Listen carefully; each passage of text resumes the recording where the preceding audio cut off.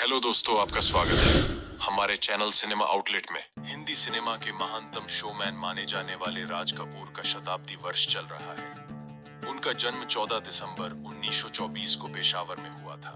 राज जी का सिनेमाई व्यक्तित्व इतना विशाल है कि उनके बारे में कई किताबें लिखी जा सकती हैं। उनके पुराने इंटरव्यू पढ़ने में आज भी मजा आता है। एक बार उनसे पूछा गया था, राज जी, वह कौन सी चीज या तत्व है जो किसी भी फिल्म को बनाते समय आपके लिए बेहद जरूरी है?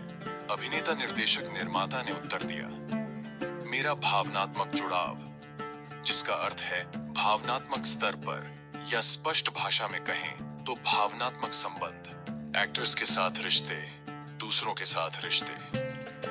राज कपूर आगे कहते हैं, मैं बहुत कम उम्र में ही परिपक्व हो गया था। मैंने जीवन में जो कुछ भी देखा, अनुभव किया, विभिन्न परिस्थितियां, चाहे वह अच्छी हो या बुरी, वह मेरा मानसिक भोजन बन जाएगी। मेरे ये अनुभव, ये भावनाएं मेरे काम में व्यक्त होती रहती हैं, विशेषकर लोगों के साथ मेरे जो रिश्ते रहे हैं। और मैं सिर्फ अपने जीवन की महिलाओं के बारे में बात नहीं कर रहा हूँ। इसमें पुरुष, मेरे साथी मित्र शामिल थे, जिनके लिए मेरे मन में बहुत सम्मान है। ये सभी लोग मेरे दिल दिमाग के अलग अलग हिस्सों में बसे हुए हैं। मैं उन्हें अपने से अलग नहीं होने दूंगी। राज कपूर के भाषणों में भावनात्मक अपनापन वाक्यांश बार बार दोहराया जाता है। वह कहते हैं, मेरी मान्यताएं और विश्वास मेरे लिए सबसे महत्वपूर्ण हैं। मैं गलत हो सकता हूँ, मैं सर्वज्ञ नहीं हूँ, लेकिन मैं जो कुछ भी बनाता हूँ वह मेरे आंतरिक आत्म का प्रक्षेपण है। राज कपूर द्वारा अपनी आखिरी फिल्म राम तेरी गंगा मैली बनाने के बाद के दौर में, यानी उनकी मृत्यु से कुछ समय पहले, प्रसार भारती ने उनके जीवन पर एक डॉक्यूमेंट्री बनाई थी। इसमें राज कपूर ने नरगिस के साथ अपने रिश्ते के बारे में खुलकर बात की है। राज कपूर और नरगिस ने 18 फिल्मों में एक साथ काम किया।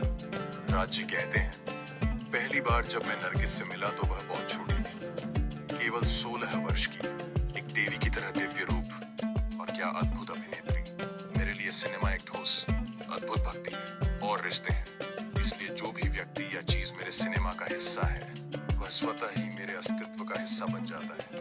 राज कपूर पहले से शादीशुदा थे, पिता बन चुके थे जब नरगिस के बीच रोमांटिक रिश्ता शुरू हुआ। उनकी सुंदर पत्नी का नाम कृष्णा था।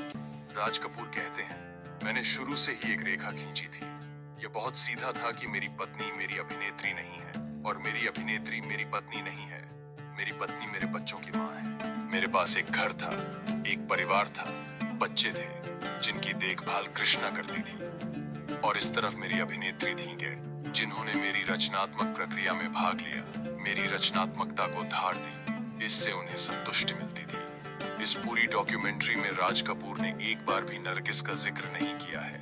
वह द एक्ट्रेस शब्द का इस्तेमाल करते हैं। वह कहते हैं, मैंने कभी अपनी पत्नी को एक्ट्रेस बनाने की कोशिश नहीं की, और न ही मैंने कभी अपनी एक्ट्रेस नरगिस को पत्नी बनाने की कोशिश की। यह संतुलन हमेशा से रहा है। हमने वर्षों तक एक साथ काफी गहनता से काम किया। दोनों महिलाओं की भूमिकाएं स्पष्ट थीं। वहां कोई नंबर 1 या नंबर 2 नहीं था। दोनों अपनी अपनी जगह नंबर 1 थे, और हमारे बीच अंडरस्टैंडिंग थी। हमने एक दूसरे को समझा और किसी ने धोखा या धोखाधड़ी नहीं की। कि मेरे बच्चों की माँ कभी भी अभिनेत्री नहीं बनना चाहती थी, इसलिए उन्हें कभी धोखा महसूस नहीं हुआ। वैसे ही एक्ट्रेस मेरी जिंदगी में सिर्फ एक्ट्रेस बनने के लिए आई थी, मेरे बच्चों की माँ बनने के लिए नहीं। राज कपूर के सबसे छोटे बेटे ऋषि कपूर ने अपनी आत्मकथा खुल्लम खुल्ला में खुलकर बातें कही हैं। एक जगह वह लिखते हैं, मैं बहुत छोटा था जब मेरे पिता का नरगिस जी के साथ अफेयर था, इसलिए इसका मुझ पर ज्यादा असर नहीं हुआ। मुझे ऐसा कुछ भी याद नहीं है जो मुझे लगा हो कि घर में कोई कमी है, लेकिन मुझे वे दिन याद हैं जब पिताजी वैजयंतीमाला के साथ जुड़े हुए थे। मेरी माँ इस रिश्ते को आगे नहीं बढ़ाना चाहती थी। उस घर को छोड़ने के बाद हम मरीन ड्राइव पर होटल नटराज में रहने चले गए। राज कपूर और वैजयंतीमाला ने 2 फिल्मों, नजराना और संगम में एक साथ काम किया। बेशक राज कपूर और कृष्णा के बीच जो समझ और स्वीकार्यता विकसित हुई थी, वह सच लगती है। ऋषि कपूर ने अपनी आत्मकथा में लिखा है कि जब मेरी शादी नीतू से हुई तो नरगिस जी आई। हालांकि वह झिझक रही थी, मेरी माँ ने इसे पहचान लिया। वह नरगिस जी को एक तरफ ले गई और बोली, मेरे पति बहुत हैंडसम आदमी है, ये रोमांटिक भी है।